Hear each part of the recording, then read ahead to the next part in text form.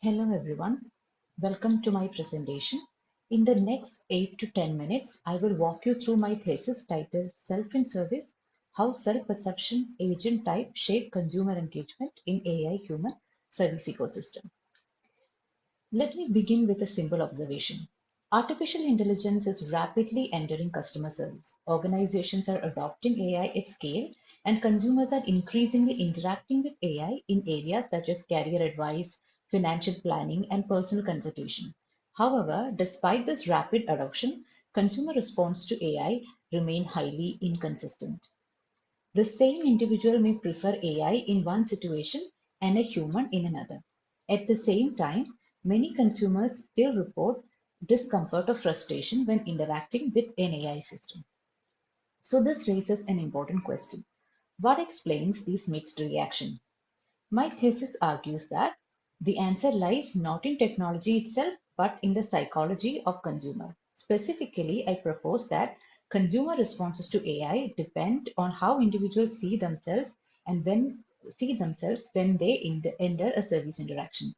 To understand this, I focus on two types of self-perception. The first is self-objectification, where individuals evaluate themselves through an external lens. These consumers are more sensitive to judgment, especially in situations where appearance or evaluation is involved. They are more likely to worry about how they are being perceived. The second is self assurance, where individuals rely on an internal sense of confidence and competence. These consumers are less concerned with external evaluation and more focused on mastery and performance. Now, these self perceptions do not operate in isolation, they interact with the nature of the service itself. Some services are appearance-based, such as styling or personal image consultation, and where individuals may feel evaluated based on how they look. Other services are competence-based, such as career coaching or skill development, where evaluation is based on ability and performance. In addition to this, consumers may interact with either a human advisor or an AI advisor. So, the central idea of this thesis is that engagement in service interaction depends on three-way interaction between self-perception, service context, and agent type. To build this framework, I draw on three key theories. Objectification theory explains why some individuals feel constantly evaluated and become sensitive to judgment. Self-determination theory explains how individuals differ in their motivation, with some relying on external validation and others on internal competence. Finally, fluid compensation explains how individual responds when their sense of self is threatened, often by seeking validation in another domain. Together, these theories help explain why the same service interaction can feel safe for one individual and uncomfortable for another. Based on this framework, I develop a set of predictions.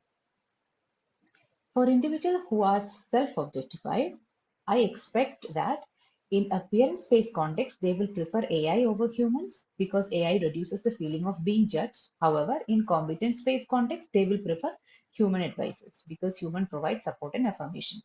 For individuals who are more self-assured, I expect no strong difference between AI and human in appearance-based context, but in competence-based content, I expect them to prefer AI because AI aligns with their focus on precision and mastery. I propose that these effects are driven by two key mechanisms. One is psychological safety, which reduces the fear of judgment, and another is relational warmth, which provides support and affirmation. To test this idea, I conducted a series of experimental studies.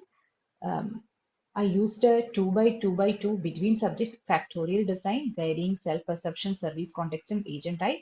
All experimental scenarios were framed as realistic service situation. Participant was first primed to adopt either a self-objectified mindset or a self-assured mindset.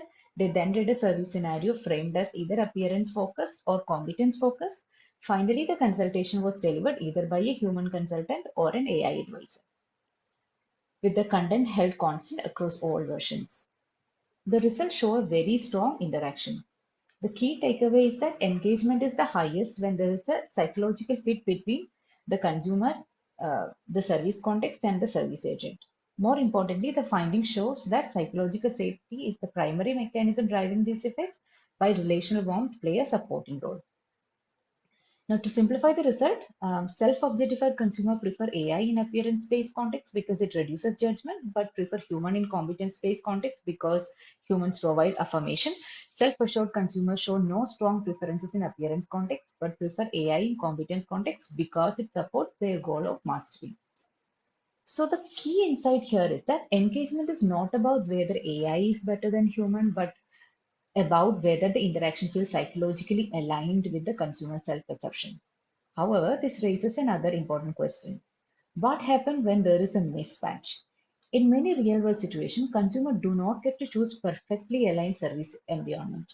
So the next part of the test examines how to improve engagement in these mismatched contexts.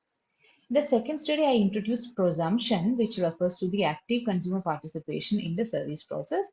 The idea is that when consumers are involved in shaping the service, they feel more in control.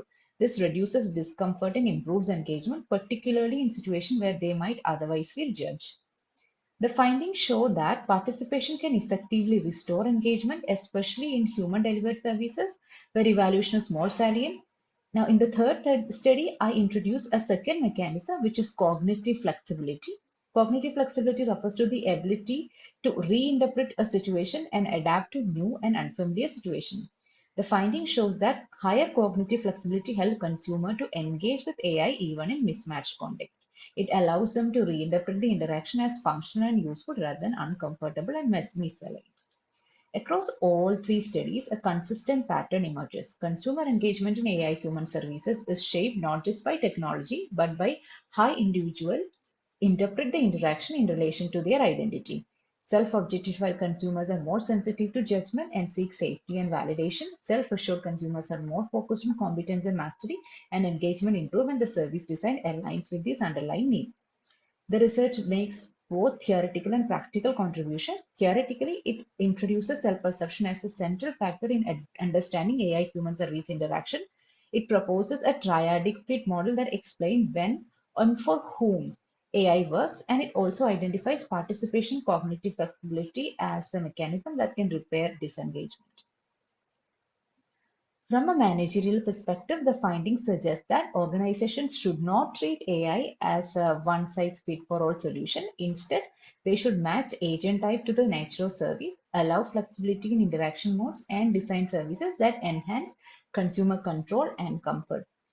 To conclude, as AI becomes more embedded in service systems, the key challenge is no longer just technological performance.